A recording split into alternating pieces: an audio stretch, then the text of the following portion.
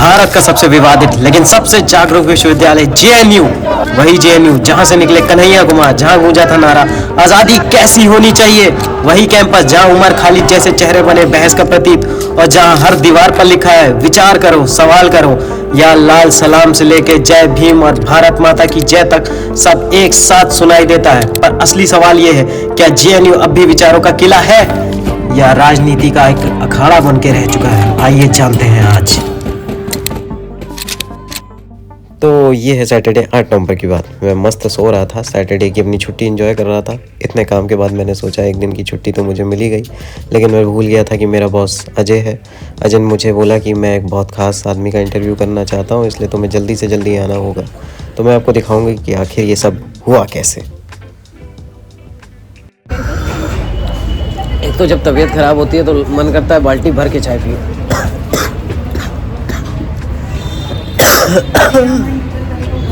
देखो जरा इसके वाले में ना, इसके वाले ट्राइपॉड में ये अच्छा ऑप्शन है कि घूम जाता है पूरा, तो हम उनके फेस को कवर कर सकते हैं। भाई ट्राइपॉड घूमते ही है सब। नहीं भाई, अपना नहीं। देखने दो एक मिनट। भारत का सबसे विवादित, क्या लिखा है? भारत, इतनी टफ हिंदी लिखी है यार, तुमने बोला नहीं जा रहा है। Bharat can talk in English. एक minute. Oh, India's most controversial university JNU.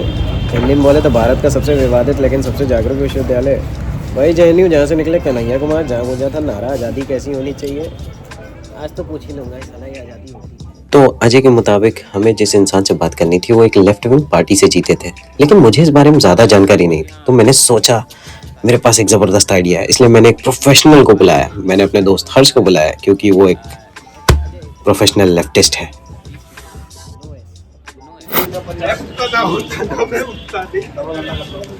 नहीं मैं अब तो है, हम लोगों को ज्यादा जानकारी नहीं थी तो हमने प्रोफेशनल लेफ्टिस्ट को बुला लिया है। मैं लेफ्टिस्ट नहीं हूँ, मैंने बस पढ़ लिया है उन्हें, तो मुझे अच्छे लग गए दिल से। जैसे ताजमहल घूमने के लिए गाइड लगता है, वैसे ही हमने हर्ष को बुलाया। ऑटो करो, 50-60 से ज्यादा मत देना।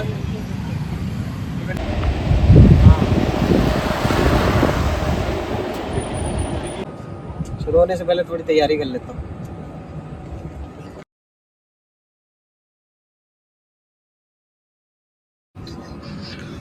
आभास जी वो तैयारी करते हुए जिस तैयारी का कोई काम नहीं, जिस उम्र में इनको किताबें उठानी चाहिए, इस उम्र में ये अपने छाती उठा रहे। मन में वो बढ़ता है यार, फोकस, कि कुछ उल्टा सीधा बोल दिया तो कैसे सही स्पॉट पे लाऊंगा मन को केंद्रित करके। ये फोकस है जो कोई काम। थक गए आवाज जी। अरे आज का इंटरव्यू मैं नहीं कर पाऊंगा, मैं थक गया हूँ। ये तैयारी कर रहे हैं, इन्होंने क्वेश्चंस पहले से ही बना लिए हैं। जो आजादी की बात लेफ्ट करता है वो इन सवालों में है।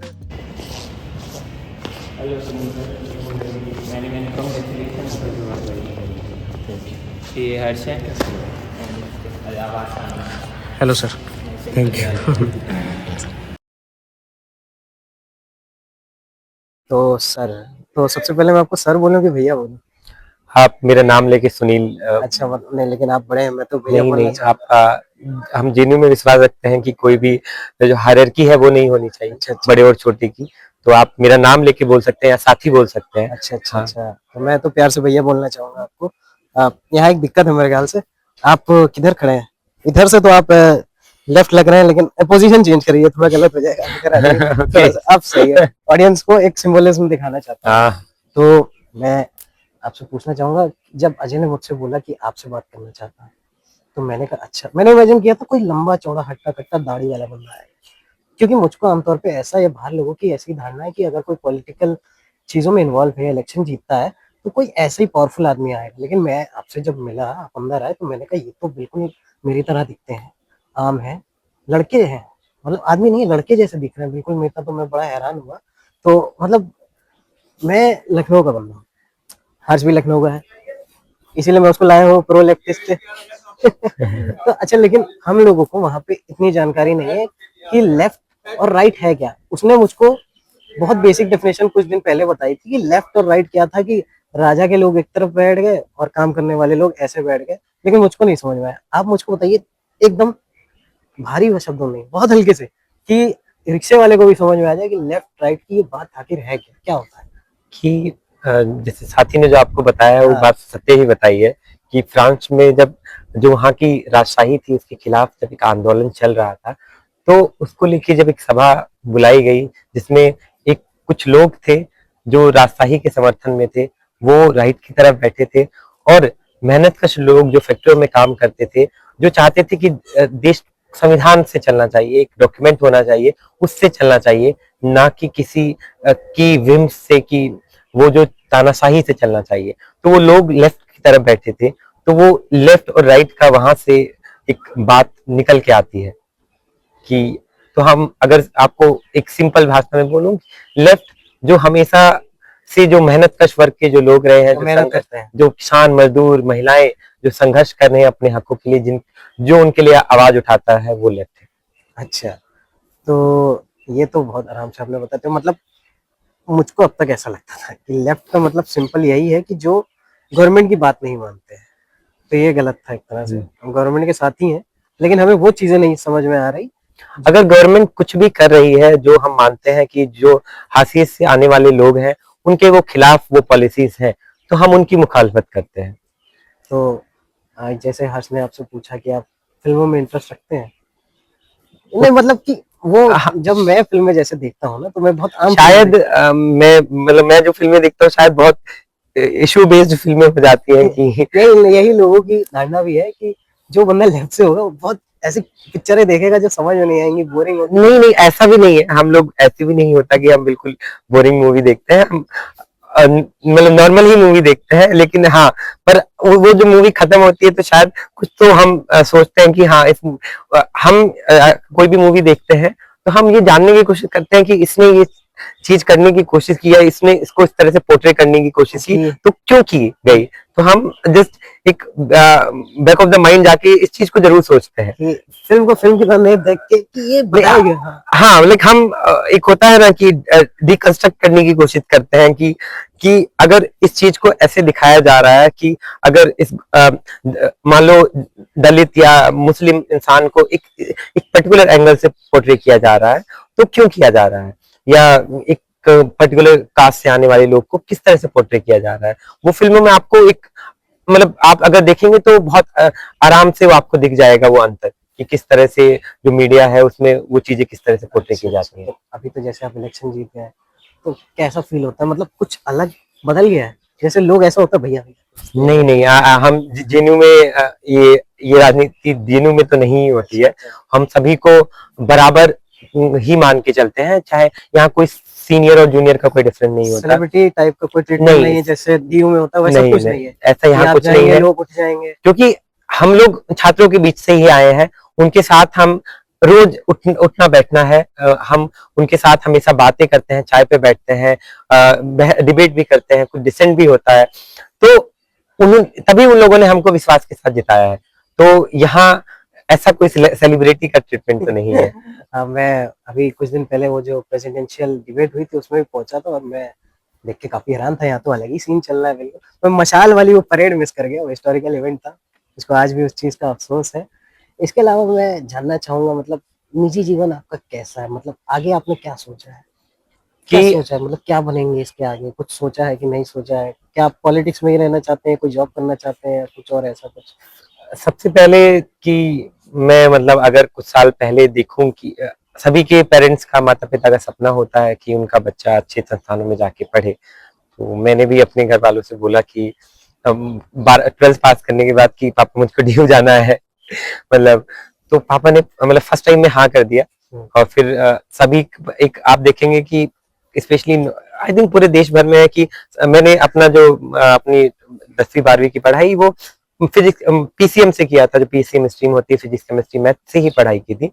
लेकिन मैंने पापा को बोला कि मम्मी को कि मम्मी मुझे मुझे पॉलिटिकल साइंस पढ़ना है, मुझको ये नहीं पढ़ना है। तो अब मेरे पापा को एक बार थोड़ा संकोच था कि सच में, लेकिन मेरी मम्मी ने बोला कि उसको जो करना है वो करने दो ना।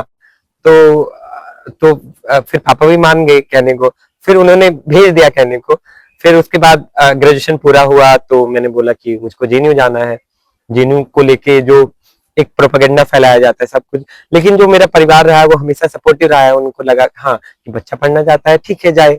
फिर मैंने एंट्रेंस क्लियर किया, आया, फिर जीआरएफ क्लियर किया, फिर ये था कि पीएचडी करनी है, क्योंकि पूरे ऐसे बोलूंगा खानदान में शायद अभी तक किसी ने कभी पीएचडी में एनरोल भी नहीं हुआ, खानदान में ही कोई एनरोल नहीं सबसे हुआ। पढ़े लिखे आदमी आप ही के लाइन में। अगर हाँ, आई होप सो, देखते हैं, पर मैं पहला तो नहीं होऊंगा, हमारे और जो लोग हैं, जितनी आने वाले लोग हैं वो जरूर पढ़ेंगे, इस बात को हम इंश्योर करेंगे। तो फिर पीएचडी में दाखिला लिया, और इसके बाद अभी अपना जनरल सेक्रेटरी का जो कारोबार मिला है, जिस उम्मीद के साथ स्टूडेंट ने चुना है, उस अपनी पूरा कोशिश करेंगे उस पे खड़े उतरने की। और फिर साथ ही साथ जो हम कैंपस जेएनयू में बात करते हैं लड़ाई भी पढ़ाई भी, तो अपनी पढ़ाई को भी उसी पुरजोर तरीके से, जिस तरह से हम लड़ाई कर रहे हैं, पढ़ाई को भी जारी रख सके। अभी तक का तो यही प्लान है। जैसे आपने बताया ना कि जेएनयू के खिलाफ एक प्रोपेगेंडा फैलाया जाता था, मैं भी एक बार जैसे जब नया अभी मुझको दिल्ली आए हुए मुश्किल से 3-4 महीने हुए हैं, जब मैं वहाँ खड़ा था, कौन सा ढाबा है, गंगा ढाबा, तो मेरा नेचर थोड़ा अजीब है, मेरे मन में बड़ी क्यूरियोसिटी रहती है, तो मैंने पता नहीं क्यों किसी से पूछा क्या ये बात सच है, यहाँ पे दंगे हो जाते हैं। तो मेरा एक दोस्त था, तो उसने पीछे से मुझको पकड़ लिया और कहा यहाँ ये सब बातें नहीं बोलना है, ये तो खतरनाक, क्या सच में ऐसा कुछ है कि कुछ ऐसा बोल दिया तो लोग मार ही देंगे? नहीं, जेएनयू हमेशा से बहुत ही इंक्लूसिव स्पेस रहा है। आप जेएनयू के खिलाफ एक प्रोपेगेंडा जरूर रहा है, जितना जो अभी प्रेजेंट में जो गवर्नमेंट की मशीनरी है वो हमेशा से एक प्रोपेगेंडा फैलाती रही है जेएनयू के खिलाफ। वो प्रोपेगेंडा इसलिए भी है क्योंकि जेएनयू हमेशा सवाल पूछता रहा है। ऐसा नहीं है कि वो बीजेपी की सरकार है अभी सत्ता में इसलिए वो केवल उन्हीं से सवाल पूछ रहे हैं। जब इस देश में कांग्रेस की भी सरकार होती थी तब भी जो जेएनयू का छात्र था वो सवाल पूछता था। जब 2013 में जब निर्भया का कांड हुआ तो ये जेएनयू का ही छात्र था, मुनीरका में ही वो हुई थी, बस उसने आवाज उठाई। तो जेएनयू के छात्र से जो सड़कों पे जाके निकल के उतरे और उन्होंने पूरा एक मूवमेंट इस देश भर में खड़ा किया, जिसके तहत पहली बार ऐसा हुआ कि देश भर में जो एंटी रेप लॉज आए और एक 2 फिंगर टेस्ट नाम का एक टेस्ट होता था, उस टेस्ट को बैन करवाने का काम इस जेएनयू के छात्रों ने किया है। तो जेएनयू की लेगेसी रही है वो लड़ने की। तो आप जब इस कैंपस में आएंगे, अब छात्रों से इन जनरल आप बात करेंगे तो छात्र बहुत ही मिलनसार छात्र हैं, आपसे बात करने वाले छात्र हैं।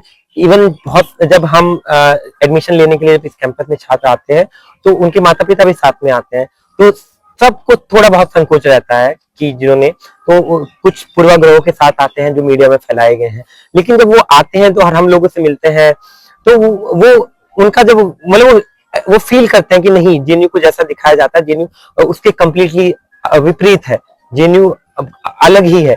कि यहाँ जब छात्र फर्स्ट टाइम कोई भी स्टूडेंट आता है तो जो लोग तमाम यूनिवर्सिटीज में रैगिंग होती है, लेकिन जो यहाँ जो मान लो एमए फर्स्ट ईयर का छात्र है तो यहाँ एमए सेकेंड ईयर का छात्र उनका हेल्प करने के लिए उनका तैयार रहेगा, उनके डॉक्यूमेंट्स अरेंज करने की, अगर उसको कोई भी दिक्कत आ रही है तो छात्र है वो हमेशा से सहयोग करने के लिए तैयार रहते हैं। और जेएनयू में तमाम मान लो प्रोटेस्ट हो रहा है, हम तमाम लेफ्ट के संगठन कर रहे हैं, एबीपी कर रहा है, तो कई बार कुछ चीजों को लेकर मतभेद होता है, लेकिन उसका मतभेद अगर कैंपस में देखेंगे तो ओनली विचारों तक रहता है। हम कभी नहीं चाहते कि वो गुंडागर्दी में बदले या लड़ाई हो, और लेकिन जब मीडिया उस चीज को बाहर ले जाती है तो उसको एक कंप्लीटली एक अलग तरीके से एंगल से वो ऐसे दिखाती है कि जेएनयू में जैसे दंगे हो गए हो और दो सिविल वॉर की तरह दो छात्र वर्ग लड़ रहे हो, लेकिन जेएनयू में ऐसा कभी नहीं होता। आप पाएंगे कि जेएनयू हमेशा से सेफ, डेमोक्रेटिक और इंक्लूसिव स्पेस है। कह रहे हैं मीडिया कभी कभार जैसे इतना हाथ उठा दिया, मैंने कहा तुम भले ही मैं मच्छर ऐसे झाड़ने के लिए कर रहा हूँ, वो इतना ही शॉट लेंगे और दिखाएंगे कि कोई थप्पड़ मार दिया, ये तो गलत ही। उसके अलावा आपकी एक बात मुझे बहुत अच्छी लगी, मैं आप सबको बताना चाहता हूँ कि मेरा एक दोस्त है, वो मुझसे कई बार सवाल बोलता था, मतलब पूछता था कि क्या होता है जेएनयू में, वो लोग क्या ही करते हैं, पॉलिटिकल पढ़ाई करते हैं भाई, वो लोग सिर्फ बातें करते हैं कि मार्क्सिज्म और दुनियादारी की डेफिनेशन, इंजीनियर पुल बनाता है, डॉक्टर इलाज करता है, ये लोग क्या करते हैं? तो मैंने कहा ऐसा नहीं है भैया ने जैसे बताया कि जब निर्भया रेप कांड हुआ तो 2 फिंगर टेस्ट चलता था। आज जिनको नहीं पता हो मैं बताना चाहता हूँ, 2 फिंगर टेस्ट में 2 उंगलियों से चेक किया जाता है वजाइना के अंदर, ऐसे इंसर्ट करके वो डॉक्टर ऐसे टेस्ट करता था। और ज्यादातर आपको पता है इस देश में डॉक्टर कई बार मेल मिल जाता है सरकारी अस्पताल में, तो ये बिल्कुल सही नहीं था। तो मतलब आप कहना चाहते हैं कि ऐसे लोगों की हमको जरूरत नहीं है, आम आदमी बिजी है, उसको तो भाई ऑफिस चले जाना है, लेकिन ये जो कुछ पढ़े लिखे लोग होते हैं ये बात समझते हैं, अगर हम कुछ नहीं पूछेंगे तो कुछ नहीं होने वाला है, इसलिए अकाउंटेबल रखते हैं ऐसे ही लोग। एक चीज और मैं बोलना चाहूंगा, आपने बोला कि जेएनयू के छात्र क्या करते हैं, तो आप अगर पूरा ब्यूरोक्रेटिक तंत्र उठा के देख ले, राजनीति उठा ले, या तमाम जितनी भी नौकरियां इंस्टीट्यूशन उठा ले, तो आप हर जगह अगर कहीं भी चले जाएंगे तो वहां आपको जेएनयू का छात्र मिल जाएगा। तो ये जेएनयू का जो छात्र है वो इस देश को एक पर्टिकुलर सांचे में ढालने की कोशिश कर रहा है, ताकि जो देश है इस कैंपस की तरह भी वो एक प्रोग्रेसिव विचारों के साथ आगे बढ़ सके, और जिस एक सौहार्द इस देश में बना रहे, एक लोकतंत्र है जो इस देश में वो कायम रह सके, उस चीज की जो लड़ाई है, वो उस विचार को जेएनयू का जब छात्र इस कैंपस से निकलता है तो वो अपने समाज में ले जाने की कोशिश करता है। बाकी ये मतलब ये अटायर का क्या है, जैसे ये इधर आओ, इधर आओ, तो आओ, ये जो है भाई साहब, ये मतलब इनको ये जो शॉल आपने जैसे डाली है, ये जब ऐसे डालता है तो इसको बड़ा गर्व होता है। मतलब ये शॉल का क्या है? ये ऐसे डाल दिया तो ये कहता है सुपरमैन का केप हो गया, बिल्कुल अलग ही शक्ति फील होने लगती है। नहीं, ऐसा नहीं है कि हम लोग आम जैसे आप लोग कपड़े पहन रहे हैं वैसे ही पहन के रहते हैं। वो जो शॉल, सर्दी का समय है तो शॉल रखना जरूरी हो जाता है कि कभी धूप हो जाती है, कभी अचानक से ठंड बढ़ जाती है, और हमारा कैंपस जो है एक आप देखेंगे बहुत ग्रीनरी है पूरे कैंपस में, जंगल की तरह है कैंपस, तो इस वजह से थोड़ा ठंड भी ज्यादा होती है, तो इसलिए हम शॉल हमेशा साथ में रखते हैं। शॉल पहनने वाला था पर मुझे लगा जर्नलिस्ट बन के जा रहा हूँ तो शॉल रख लिया। खैर भैया, आपसे बात करके मुझको बहुत अच्छा लगा, आपने कीमती समय दिया, बहुत बहुत शुक्रिया। अजय ने भी काफी मदद करवाई, तभी ये संभव हो पाया। मिलते रहेंगे। ठीक, थैंक यू।